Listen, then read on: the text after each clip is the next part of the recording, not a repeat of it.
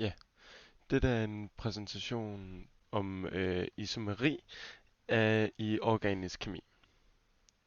Yes. Hvad er isomeri? I organisk kemi har vi forskellige molekyler, der kan have ens molekyleformel.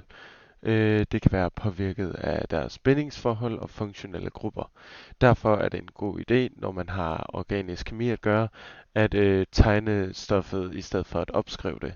Da hvis man skal opskrive det, så bliver det til en meget lang molekyleformel og lidt indviklet. Eksempelvis kan C2H4O2 være mange forskellige stoffer, øhm, selvom at det har den samme molekyleformel. Ja. Kædeisomeri for carbonhydrider. Carbonhydrider består udelukkende af carbon og hydrogen. Som vi kan se her, så har vi C7H16 forskellige isomerer her. Ja. Der findes 9 forskellige isomerer af C7H16. De forskellige isomerer har forskellige fysiske egenskaber. Det kan være, at de er mere reaktionsvillige. Øhm, ja. Her kan vi så se på navngivningen af nogle af de her isomerer. C7H16 er en heptan, det vil sige, at den, når den er lagt ud i en lang spalte, så har den 7 carbonatomer i en lang kæde, hvilket vi kan se over på vores skema herovre, at det giver heptan, når den har 7 carbonatomer i en kæde. For at kunne finde navnet, skal vi vide, hvad en alkyl og hvad en alkan er. Så en alkan, det er en lang, det er den længste kæde, man kan finde i ens molekyle. Så hvis vi kigger på 2-metylhexan, så kan vi se, at den har 6 carbonatomer i en lang kæde med en forgrenelse af 1 carbonatom. Så her kan vi se, at vores alkan, det er de her 6 carbonatomer i kæden, og vores alkyl, det er den ene carbonatom. Så kigger vi over på vores skema her, at når det er 1 carbonatom, så hedder det metan.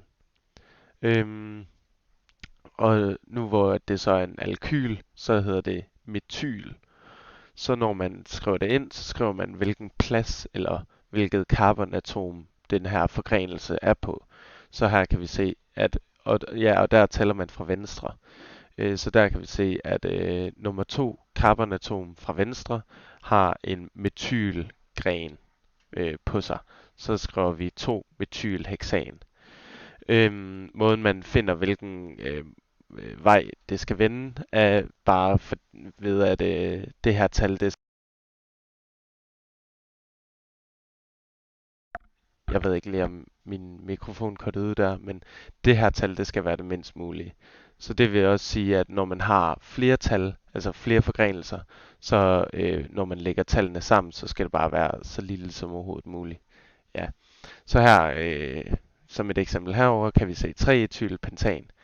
Der finder vi igen hovedkæden, det er, eller alkanen, det er altså 5, så der kan vi se, det er pentan, det kan vi se over på kæden, eller over på skemaet. Og så er der har en forgrenelse på 2, så det er en etan, men eftersom at det er en alkyl, så hedder det 3-etylpentan, da det sidder på det tredje carbon. Og når der så er 2 sidekæder, eller 2 forgrenelser, så separeres det bare med et komma, og så skal der stå de foran.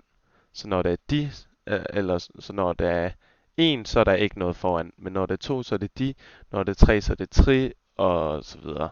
Ja. Stillingsisomeri for alkoholer. Så for at vi ligesom kan identificere en alkohol, så skal den have en OH-gruppe. Det har vi et klassisk eksempel på propan 1-ol og propan 2-ol her.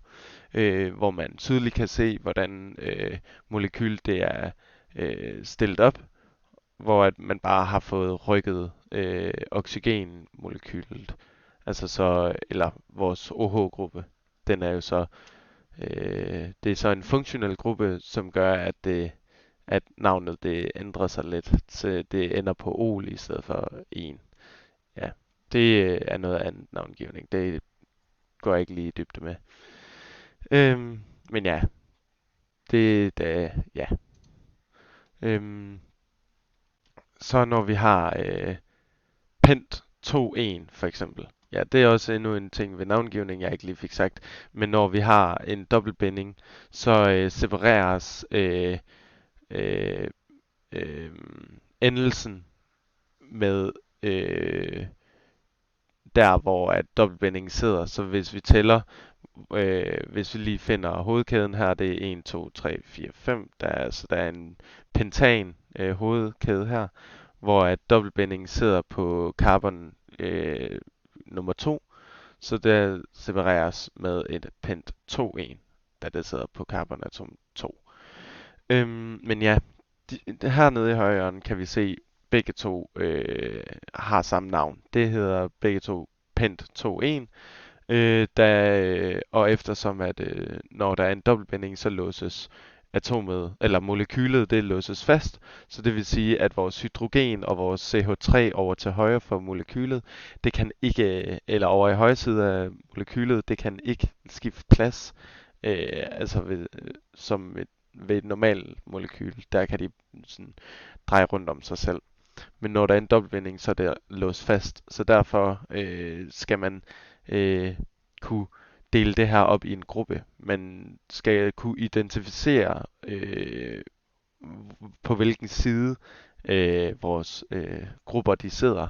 Der kan være forskellige øh, da det kan reagere forskelligt, alt efter hvor det sidder. Så for at kunne identificere, så kigger vi på, hvor hydrogenatomerne de sidder. Når de sidder på hver sin side, så er det en trans, og når de sidder på samme side, så er det cis. Og det navngives så ved at putte cis eller trans foran navnet. Så her der kan vi se til venstre, der har vi så trans pent 2,1, og til højre har vi cis pent 2,1. Yes.